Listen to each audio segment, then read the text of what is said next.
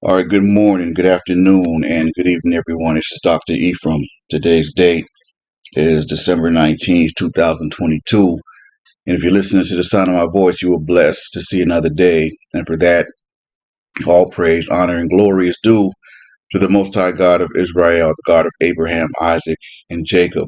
All right, everyone, welcome. Welcome to all my new subscribers and old alike. And if you haven't already, make sure you hit that subscribe button and select the notification bell and hit all. So you'll be notified every time I upload a new presentation. All right, I want to thank everyone for your continued support. The channel is continuing to grow. We're getting, at least a good, 50 subscribers or more a day. And I'm thankful for that. I want to appreciate you all for liking the videos, thumbs up and sharing and commenting, man. I mean, I appreciate that. We're going to keep it moving. We're going to keep it pushing by grace of the Most High. I appreciate you all. Please believe that. Now, this is like a part two, if you will, to the presentation I uploaded yesterday about our brothers and sisters that were brought here on the Clotilda illegally because slavery was abolished by the time they were dropped off in Mobile, Alabama. Well, now I see why. I got a chance to purchase the audiobook yesterday. I listened to the whole thing. It's about 3.5 hours or so. Listen to I was so just intrigued. I couldn't move. And then in that short presentation, it ran the gamut of emotions for me because come to find out, majority of those 110 people that was on the Clotilda was literally from my tribe. They were Yorubas slash Ephraimites, and I just read a post today where brother said he knows one of the brothers who's kind of leading the way from out there trying to get reparations for them that came over here on the Clotilda. He said he was trying to tell a brother that he was Judah. But like many of our people, they don't, that's way well beyond their realm of grasping, so I get it. But anyway, so it really hit me in many ways, when I listened to it. I mean, I smiled, I chuckled, and let me just say shout out to Miss Robin Miles who narrated the story in his dialect. She did a phenomenal job, whoever she is, man. May the Most High bless her and keep her. She did if there's an Oscar for voices and audiobook, she should win one for that, because I mean she put you in the frame of mind of Mr. Cudjoe Lewis, and she spoke it in his dialect. And ironically, the author of the book, Miss Zora Hurston Nell, wait a minute, let me get her name right. Hold on, the author, Miss Zora Neale Hurston. Actually, when she wrote the book back in the 30s, no publisher would take it. It sat on the shelf for years, unpublished for years. It didn't get published literally until 2018, and this sister died in relative obscurity, no money. I mean, and then just to know that her book finally came out and it blew up the way that it did. I mean, wow. I hope that her ancestors, are reaping the benefits of the success of this book now, because for years no one even wanted to touch it.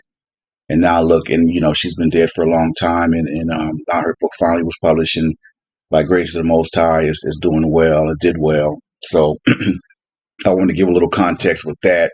I bought the audio book because my eyesight ain't what it used to be. It just really ain't. You know what I mean? Just keeping it real. And so, me being an avid reader growing up that way, I can't read like I used to. So I listen to the audio now. So I recommend you all, rather, you get the audio book, the audio, the hardcover, however you do it, definitely pick up a copy of this book. I'm gonna play an excerpt from it so you can hear it. Not a whole lot, just enough you get you get the idea, and go purchase and support this book. This is our people, man. You know what I mean? And so I'm really humbled. When I read, I'm telling you, man, that audio book, man, it just, I'm not gonna give it away, man, but you have to get that book, or order the audio, please, my people. It touched so many emotions in me, man. It was just so sad, and just so for the obvious reasons. But I mean, to listen to Cudjoe's story, man. I mean, I just the tears flowed for me, man. It just I couldn't help it. I don't care. I don't care. I'm emotional about my people. So I mean, it's just the tears flowed for me, man. And I weep for my people. You understand? Because we're all in this together. And so that's kind of what I was trying to touch on when I said that. That's kind of the slight problem I have with documentaries like this, because I know how white YT people think, if you know what I'm saying. If they try to turn the focus away from the majority of our people, all of our people who've been talking reparations for years, they could focus their energy on them and thinking that they'll get away with one by doing something for them and thinking that that's it. You know what I'm saying? And so that would cause some hard feelings. And the sister spoke. She alluded to that in the documentary, the Descendant documentary.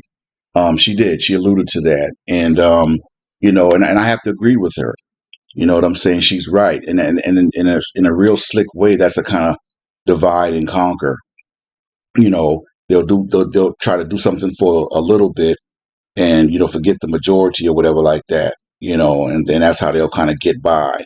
But our stories, man, there's so many stories about our people out there, man. So many stories of um, illegal things, murderings, all these different. I'm not gonna get into all that, but y'all know what I'm saying. So anyway, I'm gonna go ahead and play a little excerpt of the book Barracoon by Miss Nora Thurston Neal, and narrated by Miss Zora Neale Hurston. I'm sorry, and narrated by Miss Robin Miles, and then come back with the rest of my commentary and wrap it up.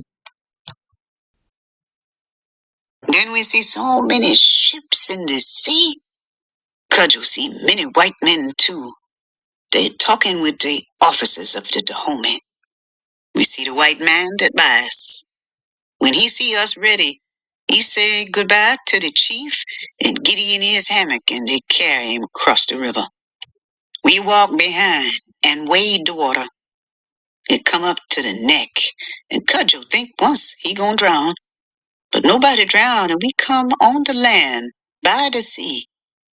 The shore, it full of boats of many costs. The boats take something to the ships and fetch something away from the ships. They coming and going all the time. Some boat got white man in it. Some boat got poor African in it. The man that buys, he get in a crew boat and go out to the ship. They take the chain off us and place us in the boats. Cudjoe don't know how many boats take us out on the water to the ship. I, in the last boat, go out. They almost leaving me on the shore. But when I see my friend Kibi in the boat, I won't go with him. So I holler. They turn round and take him.